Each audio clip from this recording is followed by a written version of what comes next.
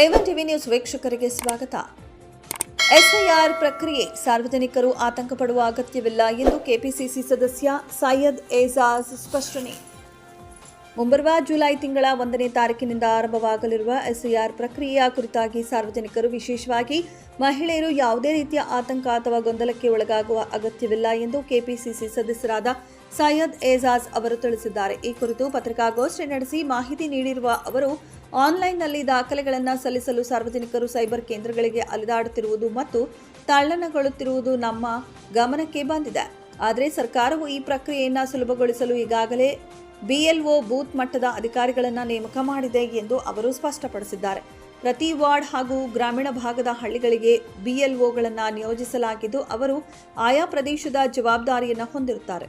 2002ರ ಮತದಾರರ ಪಟ್ಟಿಯಲ್ಲಿ ನಿಮ್ಮ ಹೆಸರು, ನಿಮ್ಮ ಪತ್ನಿ ಅಥವಾ ತಂದೆ ತಾಯಿ ಹೆಸರು ಇದ್ದರೆ ಯಾವುದೇ ಆತಂಕ ಪಡುವ ಅಗತ್ಯವಿಲ್ಲ. ಒಂದು ವೇಳೆ ನಿಮ್ಮ ಹೆಸರು ಇಲ್ಲದಿದ್ದರೂ ನಿಮ್ಮ ತಂದೆ ತಾಯಿಯ ಹೆಸರು ಪಟ್ಟಿಯಲ್ಲಿದ್ದರೆ ಆ ದಾಖಲೆಗಳನ್ನು ಜೋಡಿಸಿ ಈಗಾಗಲೇ ಮ್ಯಾಪಿಂಗ್ ಪ್ರಕ್ರಿಯೆಯನ್ನು ಪೂರ್ಣಗೊಳಿಸಿ ಇಟ್ಟುಕೊಳ್ಳಲಾಗಿದೆ. ಬಿಎಲ್ಒಗಳು ಮನೆಗೆ ಬಂದಾಗ ಸಾರ್ವಜನಿಕರು ತಮ್ಮ ಆಧಾರ್ ಕಾರ್ಡ್ ಮತ್ತು ವೋಟರ್ ಐಡಿಯನ್ನು ಸಿದ್ಧವಾಗಿಟ್ಟುಕೊಂಡು ತೋರಿಸಬೇಕು. ಅಧಿಕಾರಿಗಳಿಗೆ ಯಾವುದೇ ಜೆರಾಕ್ಸ್ ಪ್ರತಿಗಳನ್ನು ನೀಡುವ ಅಗತ್ಯ ಇರುವುದಿಲ್ಲ. ಅವರು ಕೇವಲ ನಿಮ್ಮ ಮಾಹಿತಿಯನ್ನು ಪರಿಶೀಲಿಸುತ್ತಿದ್ದಾರೆ. ವೋಟರ್ ಲಿಸ್ಟ್ ಸಂಖ್ಯೆ ಮತ್ತು QR ಕೋಡ್ ಒಳಗೊಂಡಿರುವ ಫಾರ್ಮ್ ಅನ್ನು ಸರ್ಕಾರದಿಂದಲೇ ನೀಡಲಾಗುತ್ತೆ. ಕುಟುಂಬದ ಪ್ರತಿಯೊಬ್ಬ ಸದಸ್ಯರಿಗೂ ಪ್ರತ್ಯೇಕ ಫಾರ್ಮ್ ಇರಲಿದ್ದು, ಸಾರ್ವಜನಿಕರು ಗೊಂದಲಕ್ಕೆ ಒಳಗಾಗಬಾರದು ಎಂದು ವಿವರಿಸಿದರು. ಫಾರ್ಮ್ ಭರ್ತಿ ಮಾಡುವಾಗ ಹೆಸರು ಹಾಗೂ ಇತರ ವಿವರಗಳ ಸ್ಪೆಲ್ಲಿಂಗ್ ಸರಿಯಾಗಿದೆಯೇ ಎಂಬುದನ್ನು ಖಚಿತಪಡಿಸಿಕೊಳ್ಳಬೇಕು. ಮಾಹಿತಿ ಭರ್ತಿ ಮಾಡಿದ ಬಳಿಕ ಸಹಿ ಮಾಡಬೇಕು. ಒಂದು ಪ್ರತಿಯನ್ನು ಅಧಿಕಾರಿಗಳು ಕೊಂಡೊಯ್ಯಲಿದ್ದು, ಮತ್ತೊಂದು ಪ್ರತಿಯನ್ನು ಸಾರ್ವಜನಿಕರು ರಸೀದಿಯಾಗಿ ತಮ್ಮ ಬಳಿ ಇಟ್ಟುಕೊಳ್ಳಬೇಕು. ಸಾರ್ವಜನಿಕರು ಯಾವುದೇ ಸುಳ್ಳು ವದಂತಿಗಳಿಗೆ ಕಿವಿಗೊಡದೆ, ಆತಂಕಕ್ಕೆ ಒಳಗಾಗದೆ ಬಿಎಲ್ಒಗಳ ಮೂಲಕ ಅಗತ್ಯ ಸಹಕಾರವನ್ನು ಪಡೆದುಕೊಳ್ಳಬಹುದು ಎಂದು ಸೈಯದ್ ಏಜಾಜ್ ಅವರು ಮನವಿ ಮಾಡಿದ್ದಾರೆ. ಮತ್ತೆ ಈ ಎನ್ಯುಮಿನೇಷನ್ ಫಾರ್ಮ್ ಫಿಲಪ್ ಮಾಡ್ತಾರೆ. 2 ಫಾರ್ಮ್ಸ್ ಗೌರ್ಮೆಂಟಿಂದ ನಿಮ್ಮ voter list number plus QR code ಸರ್ಕಾರದಿಂದನೇ ಬಂದುಬಿಡುತ್ತೆ. ಎಲ್ಲ ಫ್ಯಾಮಿಲಿ ಮೆಂಬರ್ಸ್ಗೆ ಒಂದೇ ಫಾರ್ಮ್ ಬರೋದಿಲ್ಲ. ಅದು ಪರ್ಟಿಕ್ಯುಲರ್ ಒಬ್ಬೊಬ್ಬ ಸದಸ್ಯನಿಗೆ, ಫ್ಯಾಮಿಲಿ ಸದಸ್ಯನಿಗೆ ಸೆಪ್ರೇಟ್ ಫಾರ್ಮ್ ಇರುತ್ತೆ. ಕನ್ಫ್ಯೂಸ್ ಮಾಡ್ಕೋಬೇಡಿ. ಎಲ್ಲರಿಗೂ ಫಾರ್ಮ್ ಫಿಲಪ್ ಮಾಡಿಸ್ಬೇಕು. ಸ್ಪೆಲ್ಲಿಂಗ್ ನೋಡ್ಕೋಬೇಕು, ಸ್ಪೆಲ್ಲಿಂಗ್ ಕರೆಕ್ಟ್ ಮಾಡಿ.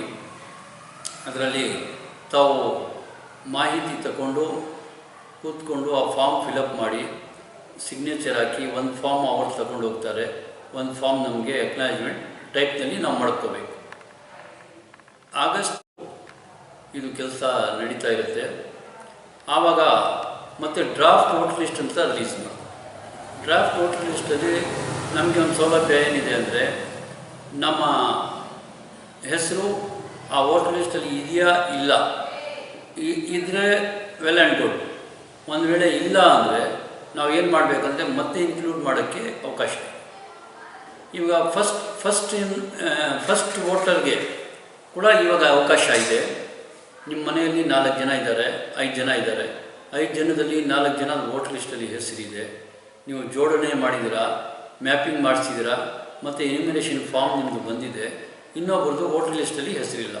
ಆವಾಗ BLOಗೆ ಹೇಳಿ ತಮ್ಮದು ಆಧಾರ್ ಕಾರ್ಡ್, ಫೋಟೋಸ್ ಮತ್ತು ಡೇಟ್ ಆಫ್ ಬರ್ತ್ ಸರ್ಟಿಫಿಕೇಟ್ ಅಥವಾ ಸ್ಕೂಲ್ ಸರ್ಟಿಫಿಕೇಟ್ ಅವರಿಗೆ ಕೊಟ್ಟರೆ, ಆ 18 ವರ್ಷ ಆಗಿದರೆ ಅವರಿಗೆ ಆ ಹೆಸರು ಕೂಡ ಸೇರಿಸ್ಕೊಳ್ಳೋಕ್ಕೆ ಅವಕಾಶ ಮಾಡಿ. ಪ್ಯಾನಿಕ್ ಆಗಬೇಡಿ. ಒಬ್ಬರು BLO ಪ್ರತಿಯೊಬ್ಬ ಮನೆಗೆ 3 ಸತಿ ಬರ್ತಾರೆ. 3 ಸತಿ ಸರ್ಕಾರ ಯಾಕೆ ಹೇಳಿದೆ ಅಂದರೆ, ಒಂದು ವೇಳೆ ಒಬ್ಬ ಸದಸ್ಯ ಏನೋ ಕೆಲಸಕ್ಕೆ ಹೋಗಿರ್ತಾರೆ, ಡ್ಯೂಟಿಗೋ ಅಥವಾ ಕೂಲಿನಾಲಿಗೆ ಹೋಗಿರ್ತಾರೆ, ಮನೆಯಲ್ಲಿ ಸಿಕ್ಕೋದಿಲ್ಲ, ಮಕ್ಕಳು ಸ್ಕೂಲ್ಗೆ ಹೋಗಿರ್ತಾರೆ, ಸಿಕ್ಕೋದಿಲ್ಲ. ಅಂಥ ಟೈಮಲ್ಲಿ ಅವರು ಮತ್ತೆ ಇನ್ನೊಂದು ಸಲ ಪಕ್ಕದಲ್ಲಿ ಇರೋ ಮನೆಯವ್ರಿಗೆ ಹೇಳಿ ಮತ್ತೆ ಬರ್ತೀವಿ ಅಂತ ಹೇಳಿ, ನಾವು ಬರ್ತೀವಿ ಅಂತ ಹೇಳಿಬಿಟ್ಟು ಅವರು ಹೋಗ್ತಾರೆ. ತಾವು ದಯಮಾಡಿ 3 ಫೋಟೋಸ್ ತಮ್ಮ ಹತ್ರ ಇಟ್ಕೋಬೇಕು. ಬ್ಲ್ಯಾಕ್ ಇದು ಕಲರ್ ವಿತ್ ವೈಟ್ ಬ್ಯಾಕ್ಗ್ರೌಂಡ್. ಅದನ್ನು ಫೋನ್ ಫೋಟೋ ಹಾಕಬೇಡಿ. ಡೈರೆಕ್ಟು ಸ್ಟುಡಿಯೋಲಿ ತೆಗೆದು 3 ಫೋಟೋಸ್ ಮಾತ್ರ ತಾವು ಇಟ್ಕೋಬೇಕು. ID ಕಾರ್ಡ್ ಮತ್ತು ಆಧಾರ್ ಕಾರ್ಡ್ ಜೊತೆಗೆ ಇಟ್ಕೊಂಡು ಅವ್ರು ಬಂದಾಗ ಕ್ಲೀನಾಗಿ ಫಾರ್ಮ್ ಫಿಲಪ್ ಮಾಡಿ ಒಂದು ಅಕ್ನಾಲೇಜ್ಮೆಂಟ್ ಸೈನ್ ಹಾಕಿ, ನೀವು ಒಂದು ಅಕ್ನಾಲೇಜ್ಮೆಂಟ್ ನಿಮ್ಮ ಹತ್ರ ಇಟ್ಕೊಳ್ಳಿ. ಒಂದು ಎನ್ಯುಮಿನೇಷನ್ ಫಾರ್ಮ್ ಅವ್ರು ತಗೊಂಡು ಹೋಗ್ತಾರೆ. ಇಷ್ಟೇ ಇದರದ್ದು ಪ್ರೊಸೀಜರ್ ಇರೋದು. ಬೇರೆದು ಎಲ್ಲೋ ಸೈಬರಲ್ಲಿ ಹೋದರೆ ನಾನು ಆನ್ಲೈನ್ ಮಾಡಬೇಕಂತಪ್ಪ, ಇಷ್ಟು ದುಡ್ಡು ಕೊಡಬೇಕಂತೆ ಅಷ್ಟು ದುಡ್ಡು ಕೊಡಬೇಕಂತೆ ದಯಮಾಡಿ ಏನು ಅಂತ ಟೆನ್ಷನ್ ಕಟ್ಕೋಬೇಡಿ. ನಿಮ್ಮ ಮನೆಗೇ ಬರ್ತಾರೆ. ಈ ಪ್ರಕ್ರಿಯೆ ಶುರುವಾಗುತ್ತೆ 1ನೇ ತಾರೀಕಿಂದ. ಅದಕ್ಕೆ ಅವ್ರಿಗೆ BLOಸ್ಗೆ ಮನೆಯಲ್ಲಿ ಕೂರಿಸ್ಕೊಂಡು ಸಹಕಾರ ಕೊಟ್ಟು ಆ ಫಾರ್ಮ್ ಫಿಲಪ್ ಮಾಡೋಕ್ಕೆ ನಮ್ಮ ಕರ್ತವ್ಯ ನಾವು ಮಾಡಬೇಕು ಅಂತ ಕೋರ್ತಾ ಇಷ್ಟು ಮಾತುಗಳನ್ನ ನಾನು ಹೇಳೋಕ್ಕೆ ಹೇಳಿದ್ದು. ತಮ್ಮದೆಲ್ಲ ಧನ್ಯವಾದಗಳನ್ನು ಹೇಳ್ತಾ ಇನ್ನು ಮಾತು ಮುಕ್ತಾಯ ಮಾಡಿ. ಅಲ್ಲಿಂದು 2002 ಅಥವಾ 2002 ವೋಟರ್ ಲಿಸ್ಟ್ನಲ್ಲಿ ಪಾರ್ಟ್ ನಂಬರ್, ಕಾನ್ಸ್ಟಿಟ್ಯೂನ್ಸಿ ನಂಬರ್ ಇರುತ್ತೆ, part number, serial number 3 plus constituency name, state name, district name ಎಲ್ಲ ತಗೊಂಡು ಬಂದು ಈ BLOಸ್ಗೆ ಕೊಟ್ಟು ಅಲ್ಲಿಂದು ಡಾಕ್ಯುಮೆಂಟ್ಸ್ ಏನಿರುತ್ತೆ ಆವಾಗ ಸ್ಕೂಲ್ ಸರ್ಟಿಫಿಕೇಟ್, ಬರ್ತ್ ಸರ್ಟಿಫಿಕೇಟ್ ಏನಿರುತ್ತೆ ಅವ್ರು ತಗೊಂಡು ಬಂದು ಕೊಟ್ಟರೆ ಈಸಿಯಾಗಿ ಅದು ಕೂಡ ಇಂಪಾರ್ಟೆಂಟ್. ಟೆನ್ಷನ್ ಏನಿಲ್ಲ. ಈ ಫಾಲೋ ಮಾಡ್ಕೊಳ್ಳಿ. ಫಾರ್ ಎಕ್ಸಾಂಪಲ್ ಒಬ್ಬರು ಹುಡುಗಿಗೆ ನಮ್ಮ ಸೊಸೆ ಅಂದ್ಕೊಳ್ಳಿ, ಸೊಸೆಗೆ ಆಂಧ್ರ ಪ್ರದೇಶ, ತೆಲಂಗಾಣ, ತಮಿಳ್ನಾಡು ಇರ್ತಾರೆ. ಅಂಥವ್ರಿಗೆ ಈ ಡಾಕ್ಯುಮೆಂಟ್ಸ್ ತೊಗೊಂಡು ಬಂದು 2 ಫೋಟೋ ಕೊಟ್ಟು ಸ್ಕೂಲ್ ಸರ್ಟಿಫಿಕೇಟ್ ಅಥವಾ SSLC marks card plus birth certificate ಇದ್ದರೆ ಉತ್ತಮ. ಅದಕ್ಕೆ ಆರಾಮಾಗಿ ಇನ್ಕ್ಲೂಡ್ ಆಗುತ್ತೆ. ಅದೂ ಏನು ತೊಂದರೆ ಇಲ್ಲ. ಎಲೆಕ್ಷನ್ ಕಮಿಷನರ್ ಆಫ್ ಇಂಡಿಯಾದು ಒಂದು ರೂಲ್ ಇದೆ. ನೀವು ರೆಸಿಡೆನ್ಸ್ ಎಲ್ಲಾದರೂ ಇಟ್ಕೊಳ್ಳಿ, ಎನಿವೇರ್ ಇನ್ ಕರ್ನಾಟಕ ಒಂದು ಜಾಗದಲ್ಲಿ ನಿಮ್ಮ ವೋಟ್ ಲಿಸ್ಟಲ್ಲಿ ಇರ್ಬೋದು.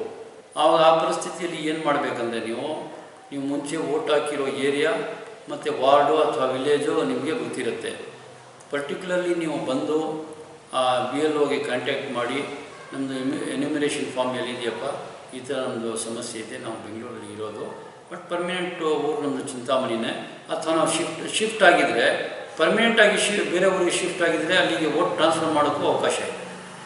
ಫಸ್ಟ್ ಮ್ಯಾಪಿಂಗ್ ಮಾಡಿಸ್ಬಿಟ್ಟು ಆ ವೋಟು ಚಿಂತಾಮಣಿ ವೋಟ್ ಬೆಂಗಳೂರಿಗೆ ಅಥವಾ ಹೊಸಕೋಟೆಗೆ, ದೇವನಹಳ್ಳಿಗೆ ಟ್ರಾನ್ಸ್ಫರ್ ಮಾಡೋ ಕೂಡ ಅವಕಾಶ. ಫಾರ್ಮ್ ನಂಬರ್, ಬೇರೆ ಫಾರ್ಮ್ ನಂಬರ್ ಇದೆ. ಆ BLOಗೆ ಕೇಳಿದ್ರೆ ಹೇಳ್ತಾರೆ. ನಾನು ಅಲ್ಟಿಮೇಟ್ಲಿ ನಾನು ಚಿಂತಾಮಣಿಯಲ್ಲೇ ಇರಬೇಕು, ನಾನು ಏನು ಮಾಡಬೇಕು, ತಾತ್ಕಾಲಿಕವಾಗಿ ಅಥವಾ ಟೆಂಪರರಿಯಾಗಿ ನಾನು ಬೇರೆ ಊರಿಗೆ ಹೋಗಿದ್ದೀನಿ. ಅಂಥ ಟೈಮ್ನಲ್ಲಿ ನಾನು ಏನು ಮಾಡಬೇಕು ಅಂತ ಕ್ವಶನ್ ಉದ್ಭವಿಸಿದ್ರೆ ಅವರು BLO ಬಂದು ಮ್ಯಾಪಿಂಗ್ ಮಾಡಿಸಿ ಎನ್ಯುಮರೇಷನ್ ಫಾರ್ಮ್ ಫಿಲಪ್ ಮಾಡಿ ಅಕ್ನಾಲೇಜ್ಮೆಂಟ್ ತಗೊಂಡು